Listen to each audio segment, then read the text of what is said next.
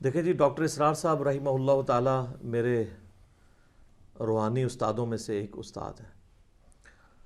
ویسے تو بے شمار استاد ہیں، لیکن 5 ٹاپ آف دا لسٹ جنہیں میں اپنا استاد مانتا ہوں، اور 5 کے 5 سے میری ملاقات بھی ثابت ہے، سند بھی اس کی پوری ہے۔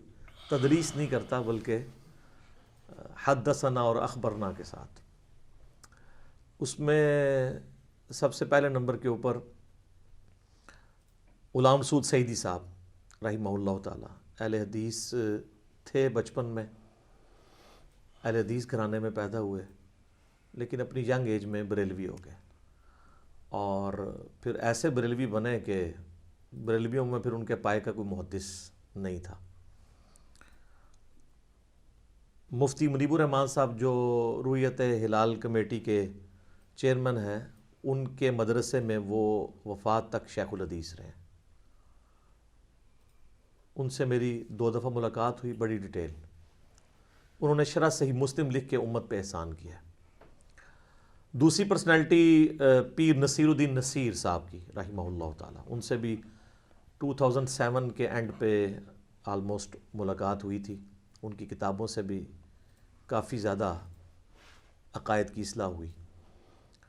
اور تیسرے استاد شیخ زبیلی زئی رحمہ اللہ تعالی، ان سے تو بہت کچھ حاصل کیا۔ ان سے تو کئی ایک ملاقات، بلکہ ان کی کئی ویڈیوز بھی میں نے ہی ریکارڈ کی ویب کیم کے ذریعے، کوسچن آنسر سیشنز کی۔ چوتھے استاد مولانا اسحاق صاحب رحمہ اللہ تعالی فیصل آباد والے، جن سے میرا ڈیٹیل انٹرویو بھی ریکارڈڈ ہے یوٹیوب کے اوپر۔ ان سے ملاقات تو ایک ہی ہوئی، لیکن ان کے لیکچرز سے کافی زیادہ اکتساب کیا۔ اور 5ویں استاد ڈاکٹر اسرار صاحب رحمہ اللہ تعالی، 14 اپریل 2010 کو ان کی ڈیتھ ہوئی۔ جنازے پہ بھی میں الحمدللہ حاضر تھا۔ حد نگاہ تک جنازہ ہوا، اور اس وقت انہوں نے رینڈملی اس کی ویڈیو بنا لی، اور اس ویڈیو کو اپلوڈ کرنا کوئی خاص مقصد نہیں تھا۔ اس وقت ایک یادگار کے طور پہ انہوں نے رکھ لی۔ وہ تو جب ان کو بعد میں پتہ چلا کہ ڈاکٹر اسرار صاحب کی میت کی زیارت نہیں کروائی گئی تھی عوام الناس کو، وجہ یہ ہے کہ عصر کے بعد آلموسٹ مغرب کے ٹائم بھی ہونے والا ہی تھا، جتنا رش تھا، تو مغرب سے تھوڑی دیر پہلے ہی وہ جنازہ ہوا۔ جنازے کے بعد اگر میت کا چہرہ دکھایا جاتا تو عشاء کے بعد تک بھی لوگ فارغ نہ ہوتے، اتنے لوگ تھے۔ بڑے بڑے علماء بھی شریک تھے، ان میں سے اب کئی لوگ فوت ہو چکے ہیں۔ قاضی حسین احمد صاحب، مولانا سمیع الحق صاحب، یہ وہ لوگ تھے جو پہلی لائن میں تھے، اب بھی دنیا میں نہیں رہے، رحمہم اللہ اجمعین۔ تو انہوں نے زیارت نہیں کروائی، ایمبولینس میں رکھ کے لے گئے دفنانے کے لیے۔ یہ تو بعد میں پھر بات کھلی کہ جی زیارت اس لیے نہیں کروائی گی کہ چہرہ ہی بگڑ گیا تھا۔ پاکستان کے کلچر کے اندر جب تک کوئی بڑی شخصیت زندہ ہوتی ہے نا، تو اس پہ کبھی قادیانی ہونے کا الزام لگائیں گے، کبھی یہود و نصارہ سے فنڈنگ کا الزام لگائیں گے، کبھی الزام لگائیں گے کسی مدرسے سے نہیں پڑھا ہوا، اور مدرسے سے پڑھا ہو تو کہتے ہیں یہ گمراہ ہے، اور اس کے بعد پھر یہ بھی الزام لگا دیتے ہیں کہ جی اس کے مقاصد کچھ اور ہیں، یہ کوئی نیا فرقہ بنانے آیا ہے۔ کبھی کہہ دیں گے اس کا استاد کوئی نہیں ہے، اور اس سے بھی بڑھ جائیں گے تو کہیں گے کہ یہ تو عنقریب دعوی نبوت کر دے گا، اور کبھی یہ کہہ دیں گے یہ تو مہدی ہونے کا دعویٰ کر دے گا۔ اچھا، وہ زندگی میں ان سارے فتنوں سے بچ کے جب موت کے منہ میں چلا جاتا ہے تو اب تو وہ یہ نہیں کہہ سکتے۔ حالانکہ ہونا چاہیے کہ اس وقت پھر یہ لوگ کہیں کہ ہم لوگ جھوٹ بولتے تھے، ہمارے سارے علماء کذاب تھے اور جھوٹے تھے جنہوں نے کہا یہ مہدی ہونے کا دعویٰ کرے گا، اور ساروں کے اوپر لعنت پڑی ہے یہ جھوٹ بولنے کی وجہ سے۔ تو بغیر مہدی ہونے کا دعویٰ کیے اور نبوت کا دعویٰ کیے مودودی صاحب بھی چلے گئے دنیا سے، ڈاکٹر اسرار صاحب بھی چلے گئے۔ تو کم از کم اب اتنی جرت ہونی چاہیے کہ اپنے ان علماء کے اوپر لعنتیں بھیجے جنہوں نے یہ جھوٹ بولے تھے، کیونکہ قرآن میں تو ہے لعنت اللہ علی الکاذبین، جھوٹوں پہ اللہ کی لعنت ہے۔ تو اتنا پھر حوصلہ ہونا چاہیے، بلکہ ان لوگوں کو خود ویڈیو پہ آ کے اپنا رجوع ریکارڈ کروانا چاہیے، یا پھر یہ کہہ دیں کہ ہم رجوع تو نہیں ریکارڈ کروانا چاہتے، اور ہم اعلانیہ کہتے ہیں کہ ہم لعنتی لوگ ہیں، ہماری شکلیں پہچان لو، تاکہ آنے والے جو علماء ہیں نا ان کو بھی تم پہچان سکو۔ تو ایسا خیر ہوتا نہیں ہے۔ تو تو جب وہ فوت ہو جاتا ہے کوئی اس طرح کا بندہ، پھر وہ کہتے ہیں چہرہ بگڑ گیا تھا. ایکسیڈنٹ میں مر جائے تو وہ کہتے ہیں جی اللہ کی سزا ملی ہے. ایئر کریش میں مر جائے تو کہتے ہیں سزا ملی ہے. کہ یہ ایک بہانے. تو ڈاکٹر اسرار صاحب کی تو نیچرل ڈیتھ ہوئی ہے، چلتے پھرتے اللہ تعالیٰ نے ان کو اٹھایا، کوئی خاص بیمار بھی نہیں ہوئے.